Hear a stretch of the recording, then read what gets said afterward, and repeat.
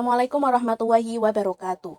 Yang terhormat Bapak Nur Kabib SCMSI selaku dosen pembimbing mata kuliah audit forensik dan teman-teman yang saya banggakan, puji syukur marilah kita panjatkan kepada Allah Subhanahu wa taala dan selawat serta salam semoga tetap tercurahkan pada baginda Nabi kita Muhammad sallallahu alaihi wasallam. Hari ini kelompok 4 akan mempresentasikan materi tentang fase perencanaan audit forensik. Saya Elsa dengan tim 062 selaku moderator yang akan membimbing jalannya presentasi pada kali ini. Sebelumnya saya akan memperkenalkan teman-teman saya, anggota dari kelompok 4. Itu yang pertama ada Mas Sofyan, NIM 173, Mbak Istiqomah, NIM 184, Mbak Aida Rahmawati, NIM 185, Mbak Resti Deka, NIM 156, dan Mbak Nidaul, NIM 136. Selanjutnya, acara yang pertama yaitu pembukaan. Marilah kita buka presentasi ini dengan membaca basmalah terlebih dahulu. Bismillahirrahmanirrahim. Selanjutnya adalah penyajian materi. Yang pertama yang akan disampaikan pada saya sendiri. Audit forensik merupakan proses investigatif yang bertujuan untuk mendeteksi dan membuktikan kecurangan fraud dalam entitas tertentu. Fase perencanaan dalam audit forensik sangat krusial karena menjadi dasar dalam menentukan arah, lingkup, dan metodologi audit. Perencanaan yang matang memungkinkan auditor forensik untuk bekerja secara efisien, menghindari kesalahan prosedural, serta memastikan bahwa bukti yang dikumpulkan valid dan dapat dipertanggungjawabkan secara hukum. Perencanaan yang tepat akan membantu auditor dalam mengidentifikasi indikator fraud secara dini serta mengatur strategi pemeriksaan yang sesuai dengan tujuan investigasi. Selanjutnya akan disampaikan oleh teman saya. Untuk poin yang selanjutnya mengenai tujuan fase perencanaan. Fase perencanaan dalam audit forensik adalah langkah awal yang sangat penting karena menentukan arah dan keberhasilan proses audit secara keseluruhan. Untuk poin yang pertama, menentukan ruang lingkup audit. Ruang lingkup audit menetapkan batasan pekerjaan auditor forensik, termasuk area yang akan diperiksa, periode waktu yang ditinjau, serta jenis transaksi atau aktivitas yang menjadi fokus. Penetapan ruang lingkup ini penting agar audit terfokus dan tidak melebar keluar dari tujuan yang diharapkan. Untuk poin yang kedua, dengan mengidentifikasi risiko kecurangan. Pada tahap ini, auditor forensik menganalisis kemungkinan area atau aktivitas yang memiliki potensi besar terjadinya kecurangan. Ini mencakup penilaian terhadap sistem pengendalian internal, perilaku manajemen, serta pola transaksi yang tidak biasa. Tujuannya untuk memfokuskan sumber daya audit pada area yang paling berisiko. Untuk poin yang ketiga, dengan merencanakan strategi pemeriksaan yang efisien dan efektif. Berdasarkan ruang lingkup dan identifikasi risiko, auditor menyusun rencana kerja yang sistematis dan hemat waktu, tetapi juga tetap mendalam.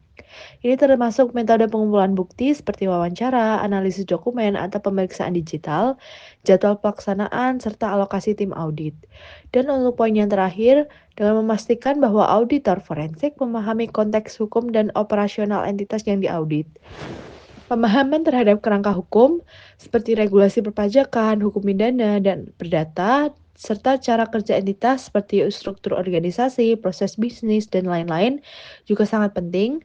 Tetapi pemahaman ini, auditor bisa salah menafsirkan data atau bukti, sehingga kesimpulan audit menjadi kurang valid atau bisa diperdebatkan secara hukum. Selanjutnya yaitu langkah fase perencanaan. Yang pertama yaitu penerimaan penugasan.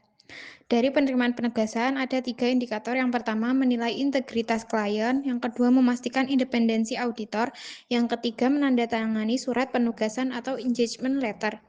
Yang kedua yaitu ada pemahaman atas peristiwa dan konteks. Di dalam pemahaman atas peristiwa dan konteks ada menganalisis latar belakang kasus atau indikasi fraud. Yang kedua menelaah dokumen awal dan komunikasi internal, dan yang terakhir wawancara pendahuluan dengan pihak manajemen atau pelapor. Yang ketiga ada penetapan tujuan dan ruang lingkup. Apakah audit ini bertujuan untuk menemukan penyebab kehilangan dana atau mengidentifikasi pelaku?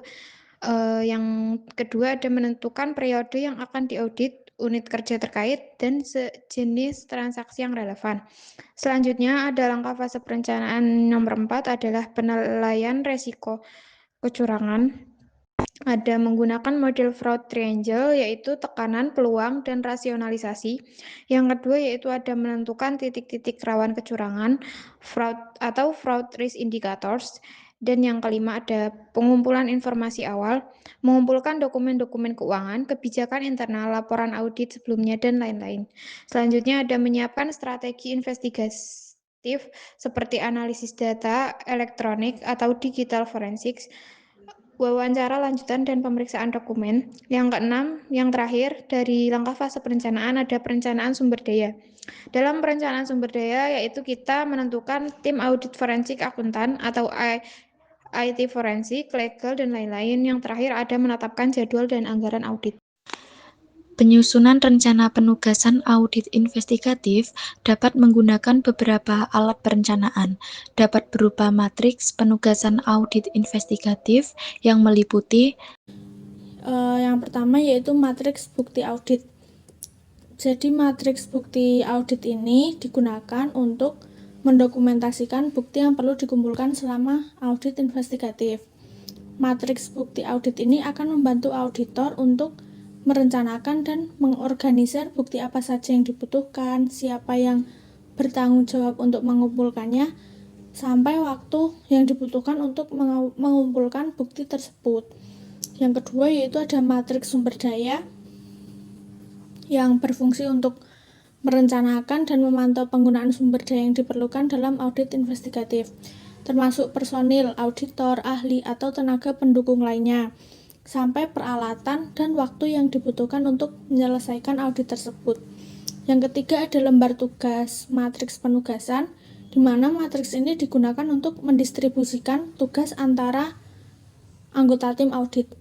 Jadi lembar tugas mencantumkan siapa saja yang bertanggung jawab untuk setiap bagian pekerjaan dalam audit investigatif tersebut. Jadi termasuk siapa yang bertanggung jawab untuk setiap fase atau aktivitas audit tersebut. Yang terakhir yaitu ada matriks penilaian resiko. Matriks ini digunakan untuk mengevaluasi dan memprioritaskan resiko yang berhubungan dengan audit investigatif. Jadi, menggunakan matriks penilaian resiko, auditor dapat menilai potensi dampak dan kemungkinan terjadinya resiko tertentu dalam audit dan memutuskan langkah-langkah mitigasi yang diperlukan. Baik, selanjutnya saya akan memaparkan materi tentang tantangan dalam fase perencanaan audit forensik. Beberapa tantangan umum yang dihadapi dalam perencanaan audit forensik meliputi: yang pertama, kurangnya informasi awal yang jelas; yang kedua, resistensi dari pihak internal perusahaan; yang ketiga, kompleksitas transaksi; yang keempat, keterbatasan waktu dan sumber daya. Oleh karena itu, fleksibilitas dan penilaian profesional yang tajam sangat dibutuhkan dalam tahap ini. Demikian presentasi dari kelompok 4. Mari ucapkan hamdalah bersama-sama. Alhamdulillahirrabbilalamin.